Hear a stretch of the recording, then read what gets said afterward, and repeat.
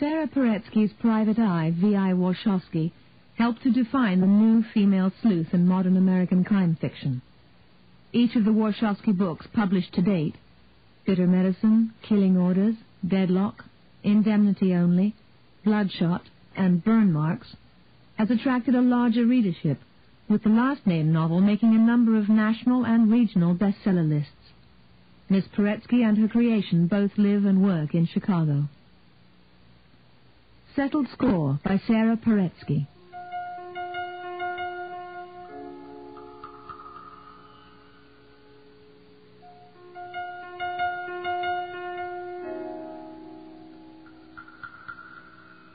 Chapter 1.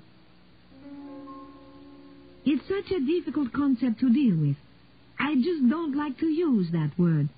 Paul Servino turned to me, his mobile mouth pursed consideringly. I put it to you, Victoria. You're a lawyer.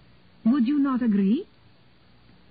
I agree that the law defines responsibility differently than we do when we're talking about social or moral relations, I said carefully. No state's attorney is going to try to get Mrs. Hampton arrested. But does that... You see? Servino interrupted. That's just my point.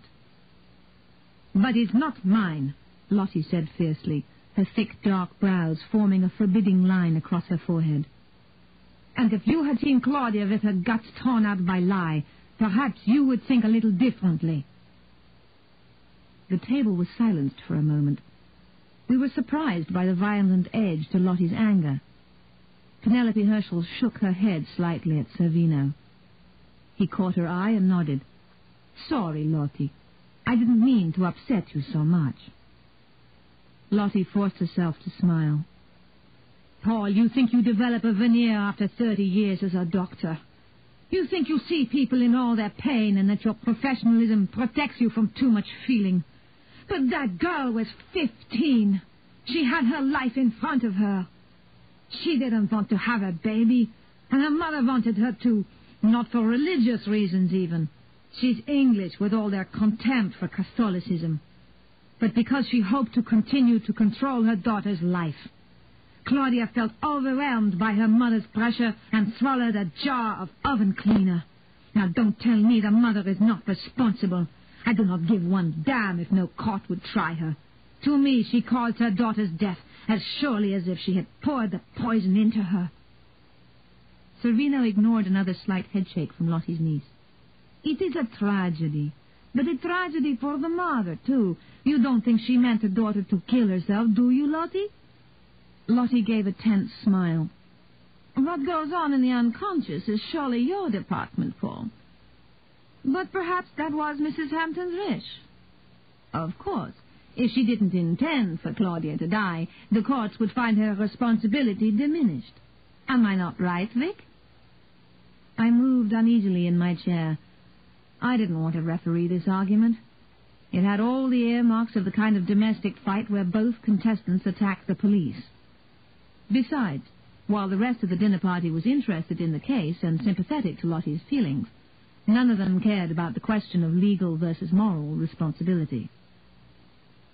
The dinner was in honor of Lottie Herschel's niece, Penelope, making one of her periodic scouting forays into Chicago's fashion scene. Her father, Lottie's only brother, owned a chain of high-priced women's dress shops in Montreal, Quebec, and Toronto. He was thinking of making Chicago his U.S. beachhead, and Penelope was out looking at locations, as well as previewing the Chicago designer's spring ideas. Lottie usually gave a dinner for Penelope when she was in town. Servino was always invited. An analyst friend of Lottie's, he and Penelope had met on one of her first buying trips to Chicago.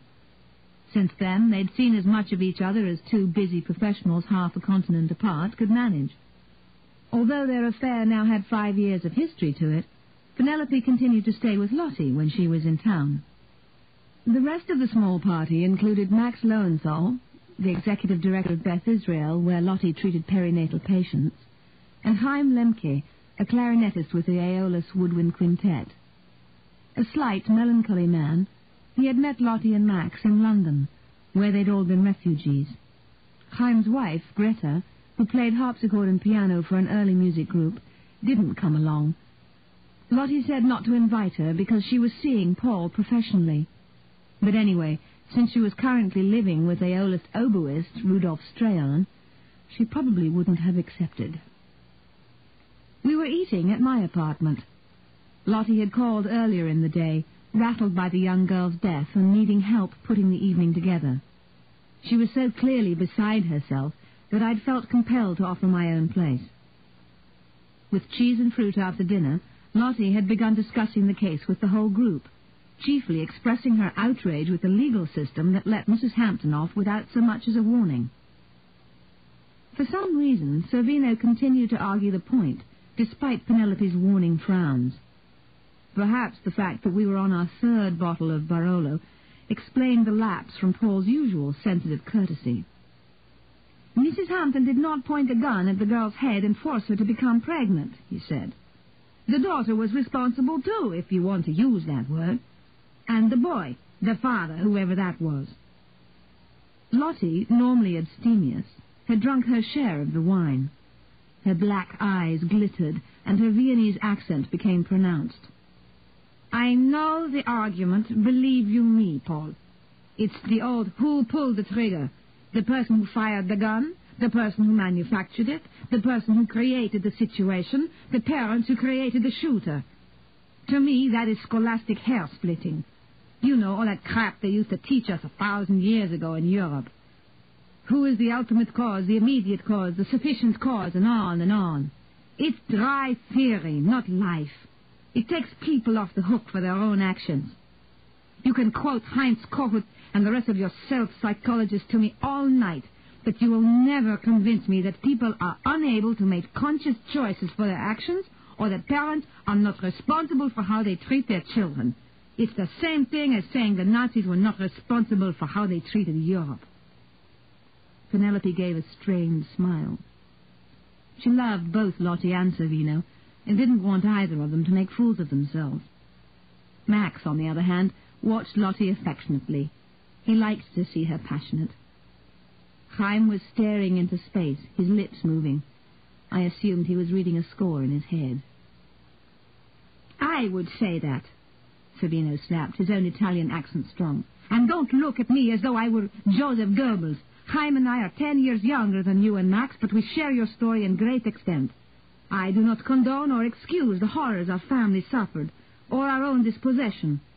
But I can look at Himmler, or Mussolini, or even Hitler, and say they behaved in such and such a way because of weaknesses accentuated in them by history, by their parents, by their culture. You could as easily say the French were responsible. The French because their need for rappresaglia. What am I trying to say, Victoria? Reprisal, I supplied. Now you see, Lottie, now I too am angry. I forget my English. But if they and the English had not stretched Germany without reparations, the situation might have been different. So how can you claim responsibility for one person or for one nation? You just have to do the best you can with what is going on around you. Lottie's face was set. Yes, Paul, I know what you're saying.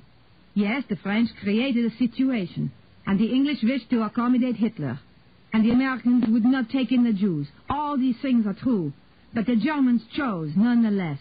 They could have acted differently. I will not take them off the hook just because other people should have acted differently. I took her hand and squeezed it. At the risk of being the Neville Chamberlain in the case, could I suggest some appeasement? Chaim brought his clarinet and Max his violin. Paul, if you'll play the piano, Penelope and I will sing. Chaim smiled, relaxing the sadness in his thin face. He loved making music, whether with friends or professionals. Gladly, Vic. But only a few songs. It's late, and we go to California for a 2-week tour tomorrow. The atmosphere lightened. We went into the living room, where Chaim flipped through my music, pulling out Wolf's Spanisches Liederbuch. In the end, he and Max stayed with Lottie, playing and talking until 3 a.m, long after Servino and Penelope's departure. Chapter 2. The detective business is not as much fun in January as at other times of the year. I spent the next 2 days forcing my little Chevy through unplowed side streets, trying to find a missing witness who was the key to an $18 million fraud case. I finally succeeded Tuesday evening a little before 5. By the time I'd convinced the terrified woman who was hiding with a niece at 67th and Honoré that no one would shoot her if she testified, gotten her to the state's attorney, and seen her safely home again, it was close to 10 o'clock. I fumbled with the outer locks on the apartment building, with my mind fixed on a hot bath, lots of whiskey, and a toasted cheese sandwich. When the ground floor door opened and Mr. Contreras popped out to meet me, I ground my teeth. He's a retired machinist with more energy than Navratilova. I didn't have the stamina to deal with him tonight. I mumbled a greeting and headed for the stairs. "There you are, doll." The relief in his voice was marked. I stopped wearily. Some crisis with the dog. Something involving lugging a 60-pound retriever to the vet through snow-packed streets. "I thought I ought to let her in, you know. I told her there was no saying when you'd be home. Sometimes you're gone all night on the case." A delicate reference to my love life. "But she was all set she had to wait. She'd been sitting on the stairs all this time. She won't say what the problem is, but you'd probably better talk to her. You want to come in here, or should I send her up in a few minutes?" "Not the dog, then." Who is it?" "Aren't I trying to tell you? That beautiful girl, you know, the doc's niece." "Penelope?" I echoed foolishly. She came out into the hall just then, ducking under the old man's gesticulating arms. "Vic, thank God you're back. I've got to talk to you before the police do anything stupid." She was huddled in an ankle-length silver fur. Ordinarily elegant, with exquisite makeup and jewelry and the most modern of hairstyles, she didn't much resemble her aunt. But shock had stripped the sophistication from her, making her dark eyes the focus of her face. She looked so much like Lottie that I went to her instinctively. "Come on up with me and tell me what's wrong." I put an arm around her. Mr. Contreras closed his door in disappointment as we disappeared up the stairs. Penelope waited until we were inside my place before saying anything else. I slung my jacket and down vest on the hooks in the hallway and went into the living room to undo my heavy walking shoes. Penelope kept her fur wrapped around her. Her high-heeled kid boots were not meant for streetwear. They were rimmed with salt stains. She shivered slightly despite the coat. Have you heard anything?" I shook my head, rubbing my right foot, stiff from driving all day. "It's Paul. He's dead." But he's not that old. And I thought he was very healthy." Because of his sedentary job, Servino always ran the 2 miles from his loop office to his apartment in the evening. Penelope gave a little gulp of hysterical laughter. "Oh, he was very fit, but not healthy enough to overcome a blow to the head." "Could you tell me the story from the beginning instead of letting it out in little dramatic bursts?" As I'd hoped, my rudeness got her angry enough to overcome her incipient hysteria. After flashing me a Lottie-like look of royal disdain, she told me what she knew. Paul's office was in a building where a number of analysts had their practices. A sign posted on his door this morning boldly announced that he had cancelled all his day's appointments because of a personal emergency. When a janitor went in at 3 to change a light bulb, he'd found the doctor dead on the floor of his consulting room. Colleagues agreed they'd seen Servino arrive around 7:45, as he usually did. They'd seen the notice and assumed he'd left when everyone else was tied up with appointments. No one thought any more about it. Penelope had learned of her lover's death from the police, who picked her up as she was leaving a realtor's office where she'd been discussing shop leases. 2 of the doctors with offices near Servino's had mentioned seeing a dark-haired woman in a long fur coat near his consulting room. Penelope's dark eyes were drenched with tears. "It's not enough that Paul is dead, that I learned of it in such an unspeakable way. They think I killed him because I have dark hair and wear a fur coat. They don't know what killed him, some dreary blunt instrument. Oh, it sounds stupid and banal, like an old Agatha Christie. They've poured through my luggage looking for it." They questioned her for 3 hours while they searched, and finally, reluctantly, let her go, with a warning not to leave Chicago. She'd called Lottie at the clinic, and then come over to find me. I went into the dining room for some whiskey. She shook her head at the bottle. I poured myself an extra slug to make up for missing my bath. And I want you to find who killed him. The police aren't looking very hard because they think it's me. Do they have a reason for this? She blushed unexpectedly. They think he was refusing to marry me.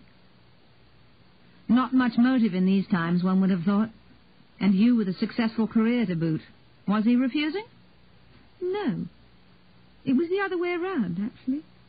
I felt unsettled about what I wanted to do. Come to Chicago to stay, you know. I have friends in Montreal, too, you know, and I've always thought marriage meant monogamy. I see. My focus on the affair between Penelope and Paul shifted slightly. You didn't kill him, did you? Perhaps for some other reason? She forced a smile. Because he didn't agree with Lottie about responsibility? No, and for no other reason. Are you going to ask Lottie if she killed him? Lottie would have mangled him Sunday night with whatever was lying on the dining room table. She wouldn't wait to sneak into his office with a club. I eyed her thoughtfully. Just out of vulgar curiosity, what were you doing around 8 this morning? Her black eyes scorched me. I came to you because I thought you would be sympathetic, not to get the same damn questions I had all afternoon from the police. And what were you doing at 8 this morning? She swept across the room to the door, then thought better of it, and affected to study a Nell Blaine poster on the nearby wall. With her back to me, she said curtly, I was having a second cup of coffee. And no, there are no witnesses. As you know, by that time of day, Lottie is long gone. Perhaps someone saw me leave the building at 8:30. I asked the detectives to question the neighbors, but they didn't seem much interested in doing so. Don't sell them short. If you're not under arrest, they're still asking questions. But you could ask questions to clear me.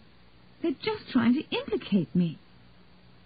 I pinched the bridge of my nose, trying to ease the dull ache behind my eyes.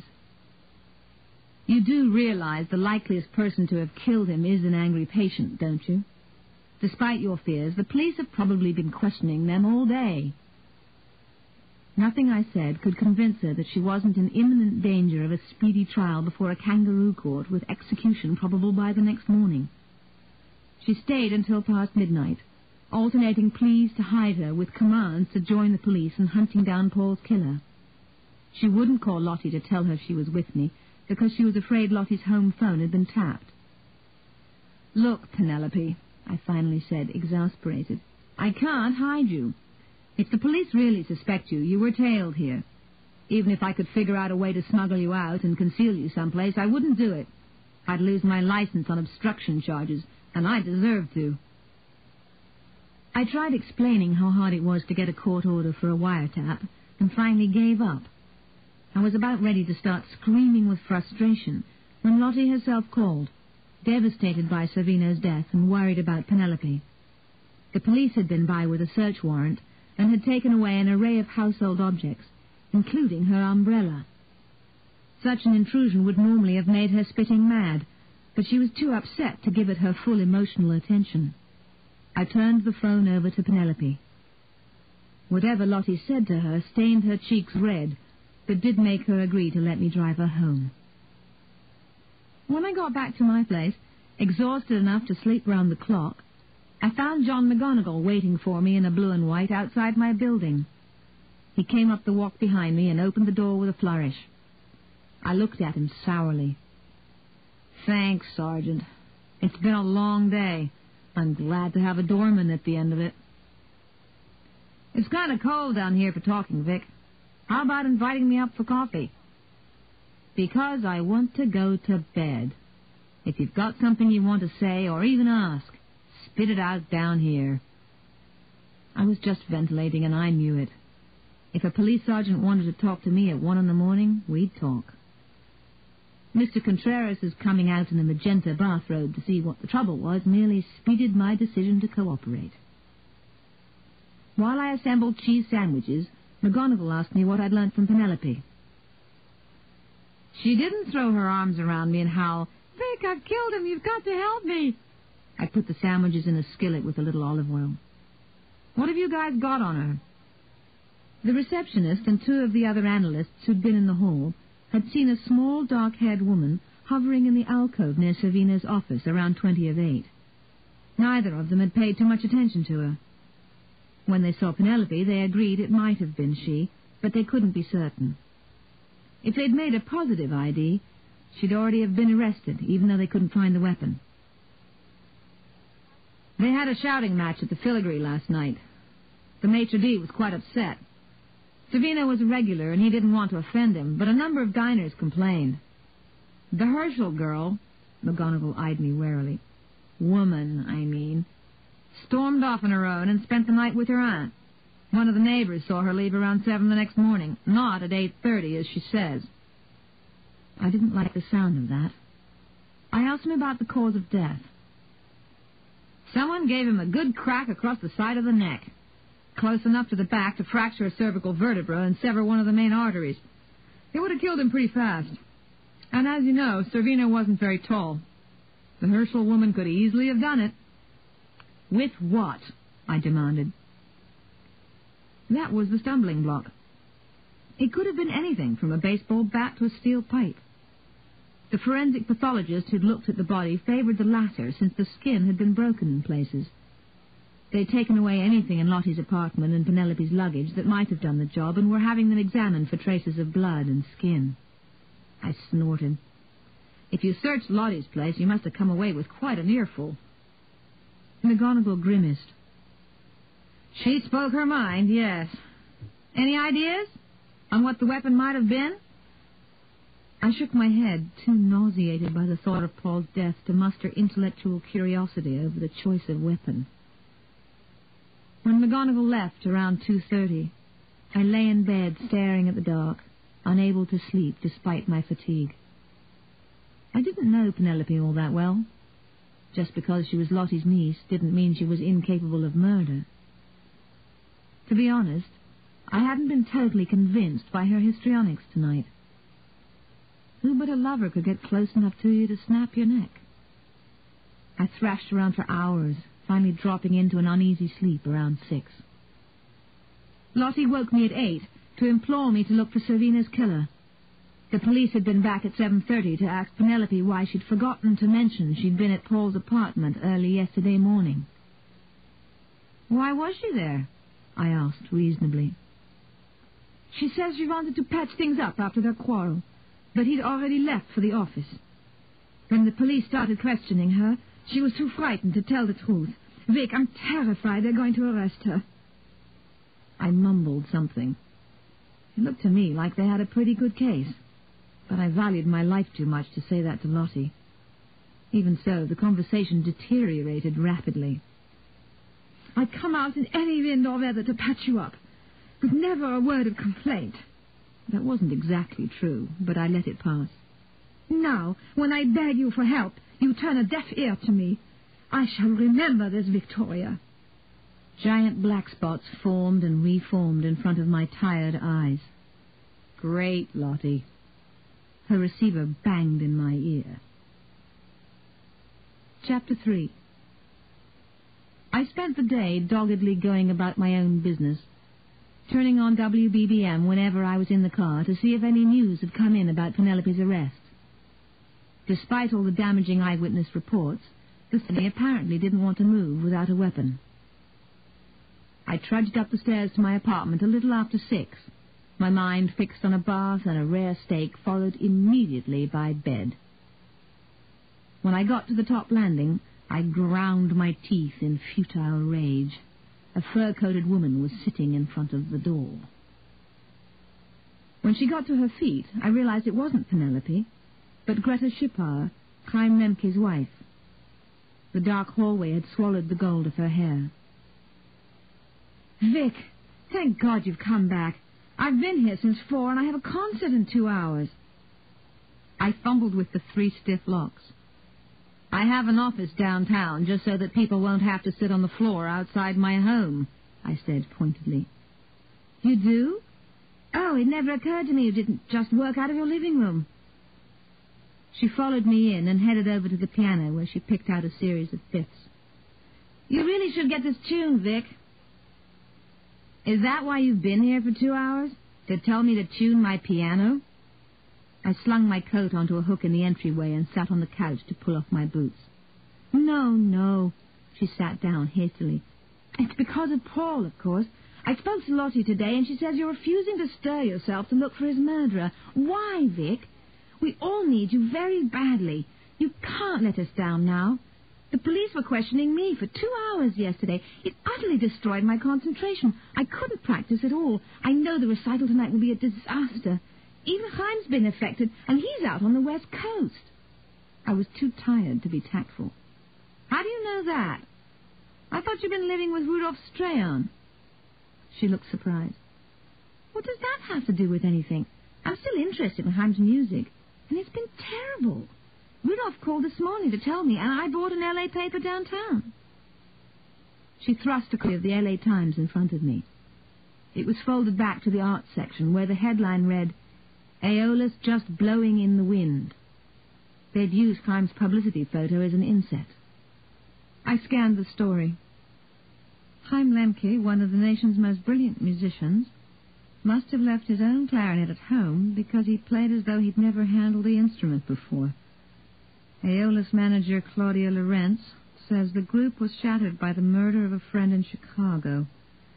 The rest of the quintet managed to pull a semblance of a concert together, that the performance by America's top woodwind group was definitely off-key. I handed the paper back to Greta. Chaim's reputation is too strong. An adverse review like this will be forgotten in 2 days. Don't worry about it. Go to your concert and concentrate on your own music. Her slightly protuberant blue eyes stared at me. I didn't believe Lottie when she told me. I don't believe I'm hearing you now. Vic, we need you. If it's money, name your figure. But put aside this coldness and help us out. Greta, the only thing standing between the police and an arrest right now is the fact that they can't find the murder weapon. I'm not going to join them in hunting for it. The best we can hope for is that they never find it. After a while, they'll let Penelope go back to Montreal and your lives will return to normal. No. You're thinking Penelope committed this crime. Never, Vic, never. I've known her since she was a small child. You know I grew up in Montreal. It's where I met Chaim. Believe me, I know her. She never committed this murder. She was still arguing stubbornly when she looked at her watch, gave a gasp, and said she had to run or she'd never make the auditorium in time. When I'd locked the door thankfully behind her, I saw she dropped her paper.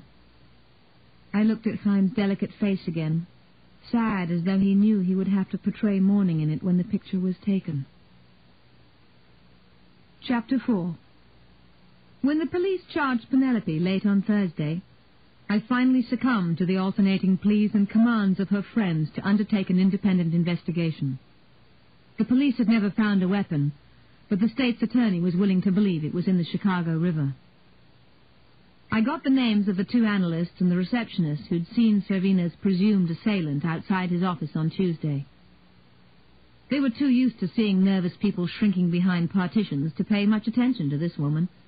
Neither of them was prepared to make a positive ID in court. That would be a help to Freeman Carter, handling Penelope's defense, but it couldn't undo the damage caused by Penelope's original lies about her Tuesday morning activities.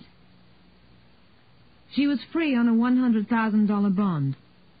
Swinging between depression and a kind of manic rage, she didn't tell a very convincing story. Still, I was committed to proving her innocence. I did my best with her, and trusted that Freeman was too savvy to let her take the witness stand herself. I got a list of Paul's patients, both current and former, from a contact at the police. Lottie, Max, and Greta were bankrolling both Freeman and me to any amount we needed, so I hired the Streeter brothers to check up on patient alibis. I talked to all of them myself, trying to ferret out any sense of betrayal or rage urgent enough to drive one of them to murder. With a sense of shameful voyeurism, I even read Paul's notes. I was fascinated by his descriptions of Greta. Her total self-absorption had always rubbed me the wrong way. Paul, while much more empathic, seemed to be debating whether she would ever be willing to participate in her own analysis. "How did Paul feel about your affair with Rudolph?" I asked Greta one afternoon, when she had made one of her frequent stops for a progress report. "Oh, you know Paul. He had a great respect for the artistic temperament and what someone like me needs to survive in my work. Besides, he convinced me I didn't have to feel responsible. You know that my own parents' cold narcissism makes me crave affection. And Rudolph is a much more relaxing lover than poor Chaim, with his endless parade of guilt and self-doubt." I felt my skin crawl slightly. I didn't know any psychoanalytic theory, but I couldn't believe Paul meant his remarks on personal responsibility to be understood in quite this way. Meanwhile, Chaim's performance had deteriorated so badly that he decided to cancel the rest of the West Coast tour. The Aeolas found a backup, the second clarinet in the Chicago Symphony, but the concert series got mediocre reviews in Seattle and played to half-full houses in Vancouver and Denver. Greta rushed to the airport to meet Chaim on his return. I knew because she'd notified the local stations, and I found her staring at me on the 10 o'clock news, escorting Chaim from the baggage area with a maternal solicitude. She shed the cameras before decamping for Rudolph's. She called me from there at 10:30 to make sure I'd seen her wifely heroics. I wasn't convinced by Greta's claims that Chaim would recover faster on his own than with someone to look after him. The next day I went to check on him for myself. Even though it was past noon, he was still in his dressing gown. I apologized for waking him, but he gave a sweet, sad smile and assured me he'd been up for some time. When I followed him into the living room, a light, bright room facing Lake Michigan, I was shocked to see how ill he looked. His black eyes had become giant holes in his thin face. He apparently hadn't slept in some time. "Chaim, have you seen a doctor?" No. He shook his head. "It's just that since Paul's death, I can't make music. I try to play and I sound worse than I did at age 5. I don't know which is harder, losing Paul or having them arrest Penelope. Such a sweet girl. I've known her since she was born. I'm sure she didn't kill him. Lottie says you're investigating?" "Yeah, but not too successfully. The evidence against her is very sketchy. It's hard for me to believe they'll get a conviction. If the weapon turns up..." I let the sentence trail away. If the weapon turned up, it might provide the final casing to shore up the state's platform. I was trying hard to work for Penelope, but kept having disloyal thoughts. "You yourself are hunting for the weapon? Do you know what it is?" I shook my head. "The state's attorney gave me photos of the wound. I had enlargements made, and I took them to a pathologist I know to see if he could come up with any ideas. Some kind of pipe or stick with spikes or something on it, like a caveman's club. I'm so out of ideas I even went to the Field Museum to see if they could suggest something, or were missing some old-fashioned lethal weapon." Chaim had turned green. I felt contrite. He had such an active imagination, I should have watched my tongue. Now he'd have nightmares for weeks and would wait even longer to get his music back. I changed the subject and persuaded him to let me cook some lunch from the meager supplies in the kitchen. He didn't eat much, but he was looking less feverish when I left. Chapter 5. Heinemann found him close to death the morning Penelope's trial started. Lottie, Max, and I spent the day in court with Lottie's brother Hugo and his wife. We didn't get any of Greta's frantic messages until Lottie checked in at the clinic before dinner. Chaim had gone to an Aeolus rehearsal the night before, his first appearance at the group in some weeks. He had bought a new clarinet, thinking perhaps the problem lay with the old one. Wind instruments aren't like violins. They deteriorate over time, and an active clarinetist has to buy a new one every 10 years or so. Despite the new instrument, a buffet he had flown to Toronto to buy, the rehearsal had gone badly. He left early, going home to turn on the gas in the kitchen stove. He left a note which simply said, "I have destroyed my music." The cleaning woman knew enough about their life to call Greta at Rudolph's apartment. Since Greta had been at the rehearsal, waiting for the oboist, she knew how badly Chaim had played. "I'm not surprised," she told Lottie over the phone. "His music was all he had after I left him. With both of us gone from his life, he must have felt he had no reason to live. Thank God I learned so much from Paul about why we aren't responsible for our actions, or I would feel terribly guilty now." Lottie called the attending physician at Mitchell Hospital and came away with the news that Chaim would live, but he'd ruined his lungs. He could hardly talk and would probably never be able to play again. She reported her conversation with Greta with a blazing rage while we waited for dinner in her brother's suite at the Drake. "The wrong person's career is over," she said furiously. "It's the one thing I could never understand about Chaim, why he felt so much passion for that self-centered whore." Marcella Herschel gave a grimace of distaste. She didn't deal well with Lottie at the best of times and could barely tolerate her when she was angry. Penelope, pale and drawn from the day's ordeal, summoned a smile and patted Lottie's shoulder soothingly while Max tried to persuade her to drink a little wine. Freeman Carter stopped by after dinner to discuss strategy for the next day's session. The evening broke up soon after, all of us too tired and depressed to want even a pretense of conversation. The trial lasted 4 days. Freeman did a brilliant job with the state's sketchy evidence. The jury was out for only 2 hours before returning a not guilty verdict. Penelope left for Montreal with Hugo and Marcella the next morning. Lottie, much shaken by the winter's events, found a locum for her clinic and took off with Max for 2 weeks in Portugal. I went to Michigan for a long weekend with the dog, but didn't have time or money for more vacation than that. Monday night, I got home. I found Hugo Wolf's Spanish's Liederbuch still open on the piano from January's dinner party with Chaim and Paul. Between Paul's murder and preparing for Penelope's trial, I hadn't sung since then. I tried picking out In dem Schatten meiner Locken, but Greta was right. The piano needed tuning badly. I called Mr. Fortieri the next morning to see if he would come by to look at it. He was an old man who repaired instruments for groups like the Aeolus Quintet and their ilk. He also tuned pianos for them. He only helped me because he'd known my mother and admired her singing.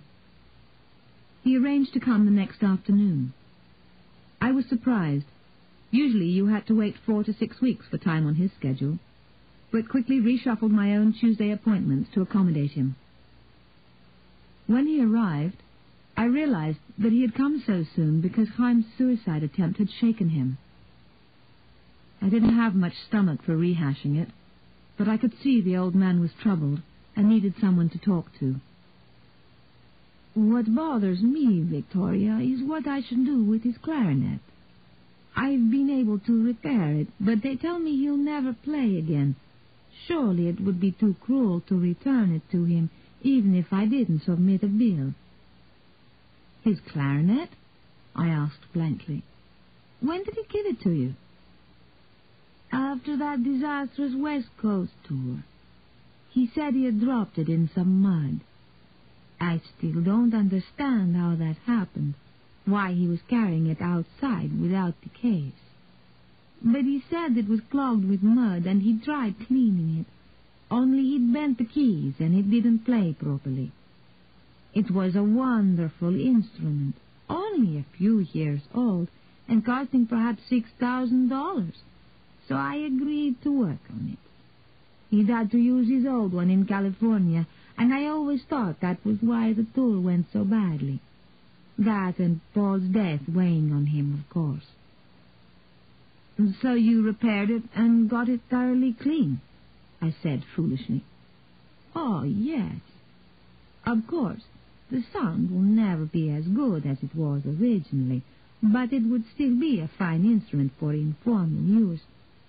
Only, I hate having to give him a clarinet he can no longer play.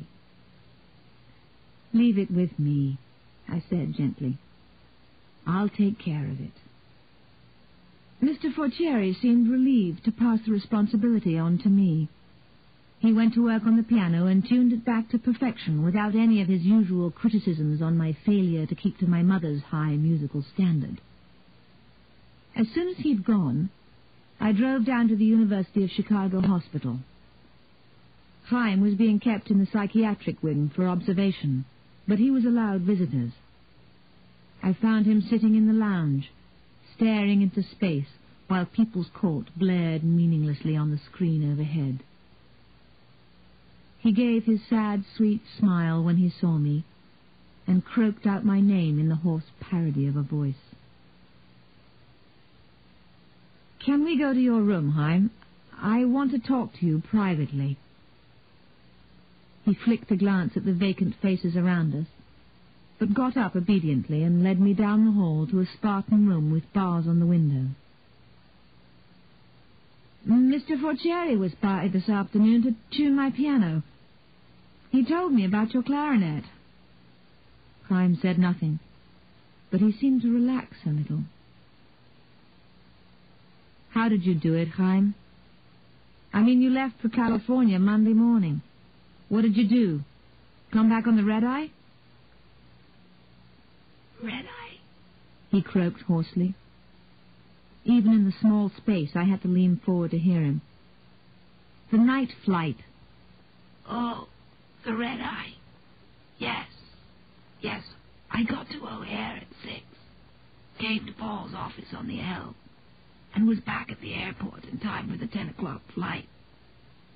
No one even knew I'd left L.A. We had a rehearsal at 2, and I was there easily." His voice was so strained it made my throat ache to listen to him. "I thought I hated Paul. You know, all those remarks of his about responsibility. I thought he'd encouraged Greta to leave me." He stopped to catch his breath. After a few gasping minutes, he went on. "I blamed him for her idea that she didn't have to feel any obligation to our marriage.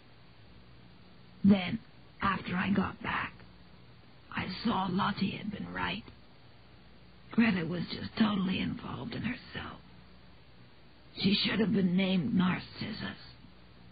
She used Paul's words without understanding them." "But Penelope," I said. "Would you really have let Penelope go to jail for you?" He gave a twisted smile. "I didn't mean them to arrest Penelope. I just thought, I've always had trouble with cold weather, with Chicago winters. I've worn a long fur for years. Because I'm so small, people often think I'm a woman when I'm wrapped up in it. I just thought, if anyone saw me, they would think it was a woman. I never meant them to arrest Penelope." He sat panting for a few minutes. "What are you going to do now, Vic? Send for the police?" I shook my head sadly. "You'll never play again. You'd have been happier doing Life in Joliet than you will now that you can't play. I want you to write it all down, though. The name you used on your night flight and everything. I have the clarinet. Even though Mr. Fortieri cleaned it, a good lab might still find blood traces. The clarinet and your statement will go to the papers after you die. Penelope deserves that much, to have the cloud of suspicion taken away from her. And I'll have to tell her and Lottie." His eyes were shiny. "You don't know how awful it's been, Vic. I was so mad with rage that nothing to break Paul's neck. But then, after that, I couldn't play anymore. So you were wrong. Even if I had gone to Joliet, I would still never have played." couldn't bear the naked anguish in his face. I left without saying anything.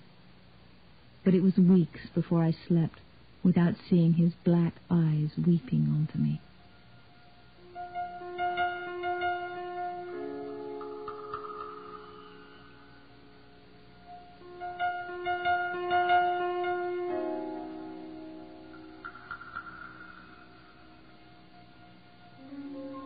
This story is taken from A Woman's Eye, edited by Sarah Paretsky. All rights reserved. Narration by Jenna Leishman. Music by Craig Harris.